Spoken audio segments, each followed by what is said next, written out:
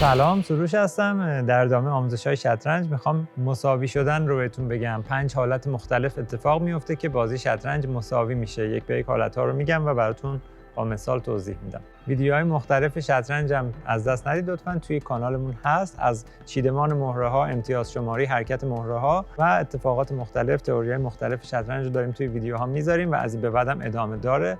ممنون که ما رو دنبال میکنید.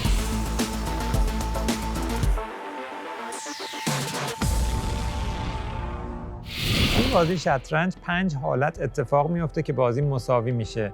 اولین حالت پات هست، زمانی که شاه توی یک وضعیتی قرار میگیره که نمیتونه هیچ حرکتی انجام بده و مهره سیاه الان توی این وضعیتی که چیدم، سیاه هیچ مهره دیگه‌ای هم به جز شاهش نداره و اگر بخواد شاهش رو هم جابجا کنه توی وضعیت کیش قرار میگیره. بنابراین هیچ حرکتی نمیتونه انجام بده، کیش هم نیست. اصطلاحاً هم میگن که پات شده. الان شاه سیاه پات شده و بازی مساوی اعلام میشه و به پایان میرسه. یعنی سفید علیرغم اینکه برتری نیرو داره و وزیر داره، شاهی چیزی نداره، در صورتی که میتونسته بازی رو سود خودش به پایان برسونه، بعد بازی کرده و شاه حریف تو وضعیت پات قرار گرفته و بازیکن‌های حرفه‌ای دنبال فرصت میگردن که زمانی که مهره‌های ضعیف‌تری دارن و شاه حالا تنها میمونه یا شاه و پیاده هست، پیاده توی وضعیتی هست که حرکت نمی‌کنه، خودشون رو توی یک وضعیتی قرار بدن که بازی رو به پات بکشونن و مساوی بشه. حالا تو همین وضعیت اگر شاه یه اینجا سرباز آزاد داشته باشه که بتونه حرکت کنه، هنوز پات نیست. تا زمانی که بتونه این سربازش رو حرکت بده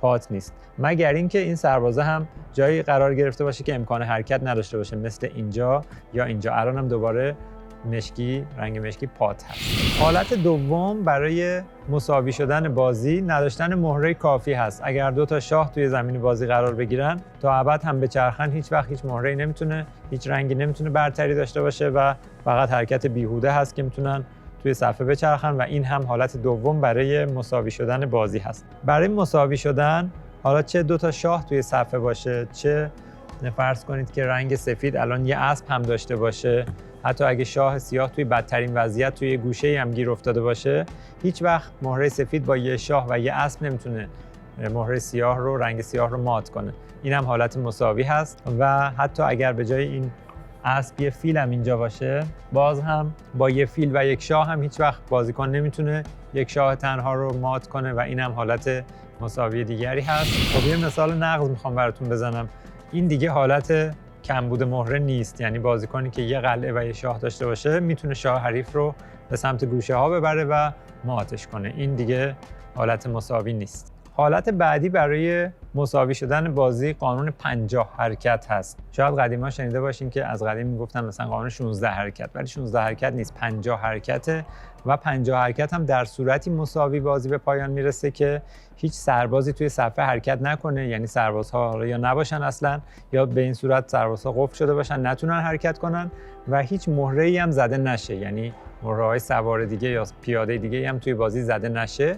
در صورتی که 50 حرکت فقط با شاه یه بازیکن بازیش رو انجام بده، باز هم بازی مساوی میشه. یعنی فرض کنید الان توی این وضعیت اگر سفید یه اسب و یه قلعه هم داشته باشه و نتونه تا 50 حرکت مهره شاه سیاه رو مات کنه، باز هم بازی مساوی میشه. چرا؟ چون که مهره‌های سوار داره و سربازها قفل هستن، نمیتونن حرکت کنن. اگر شاه سیاه 50 حرکت بتونه دوام بیاره توی صفحه بچرخه، بازی مساوی به پایان میرسه. این قانون هم برای این گذاشته شده که بازی تا ابد ادامه پیدا نکنه. خب حالت بعدی که بازی مساوی میشه، تکرار یک وضعیت برای سومین بار هست که الان با مثال براتون توضیح میدم. وزیر میاد اینجا، کیش میده، شاه فرار میکنه میره اینجا. یک بار. وزیر میاد اینجا، دوباره شاه برمیگرده اینجا. این حرکت دوباره تکرار شد. خب الان 2 بار این حرکت کامل تکرار شده. اگر برای سومین بار وزیر بیاد اینجا کیش بده و شاه رو مجبور کنه که حرکت کنه به سمت اونجا، قبلش البته باید بازیکن سفید اعلام کنه که میخواد برای سومین بار این کار رو انجام بده و در واقع به داور اعلام میکنه، به بازیکن حریف هم اطلاع میده که این وضعیت داره برای سومین بار تکرار میشه. اگر اتفاق بیفته، بازی همینجا با مساوی به پایان میرسه.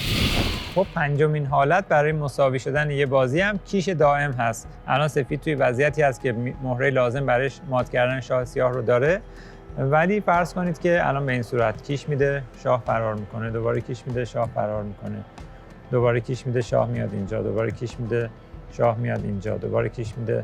یعنی کیش دائم و پیوسته. مهره سفید به جای اینکه مهره سیاه رو به وسیله شاه و قلعه خودش بکشونه به سمت گوشه ها، داره پشت سر هم کیش میده و هیچ نتیجه هم نمیگیره. شاه سیاه هم داره پیوسته فرار میکنه. این حالت هم اگر اتفاق بیفته دوباره بازی مساوی هست. اگر نکته در مورد بازی شطرنج میدونید که دوست دارید با ما در میون بذارید یا سوالی دارید، خوشحال میشم که برامون کامنت بذارید. امیدوارم تندرست باشید. خدا نگهدار.